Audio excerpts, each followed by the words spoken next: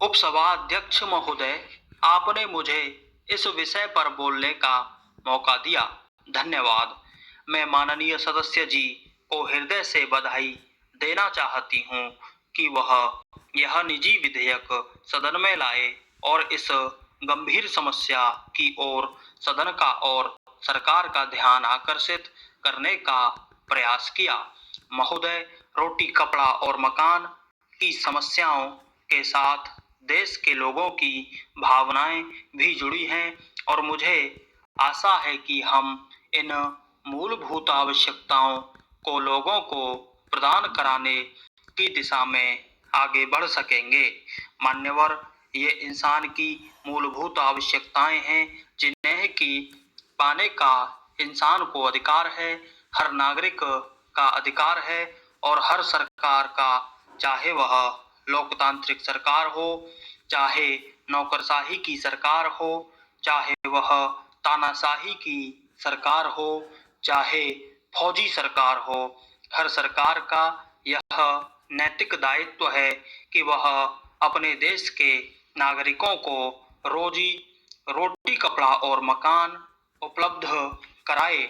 मान्यवर, हमारा दुर्भाग्य है कि देश में इतनी विशाल जनसंख्या होते हुए, अटूट संबंध होते हुए भी हर एक नागरिक को हम ये सुविधाएं नहीं दे पा रहे हैं।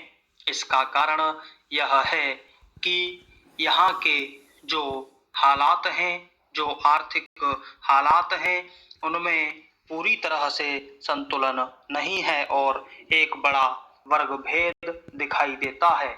एक तरफ तो बड़े बड़े पूंजीपति हैं और दूसरी तरफ चौराहों पर भीख मांगते हुए गरीब लोग भी दिखाई देते हैं। यह स्थिति हमारे लिए अत्यंत ही शर्मनाक है। मान्यवर, हमारे देश में जो श्रम शक्ति है, हमारी 80% जनसंख्या जो कि गांवों में रहती है, उनकी हालत भी संतोषजनक नहीं है। वे बेरोजगारी की स्थिति से गुजर रहे हैं। कुछ समय तक तो उनको काम मिल जाता है, लेकिन कुछ ऐसे गरीब लोग भी हैं जो कि मजदूर जैसी स्थिति में रह रहे हैं। वे पूरे दिन श्रम करते हैं, फिर भी परिवार को भरपेट रोटी नहीं दे सकते। इसलिए मैं इस बिल के माध्यम से सरकार से निवेदन करना चाहती हूँ कि सरकार ऐसी नीतियाँ बनाए जिससे कि लोगों को काम मिल सके। हमारी केंद्र सरकार को हर राज्य सरकार से कार्यक्रम बनाने चाहिए और इसे अपनी नैतिक जिम्मेदारी समझकर उसका निर्वाह करे और उसको कानूनी जामा पहनाए।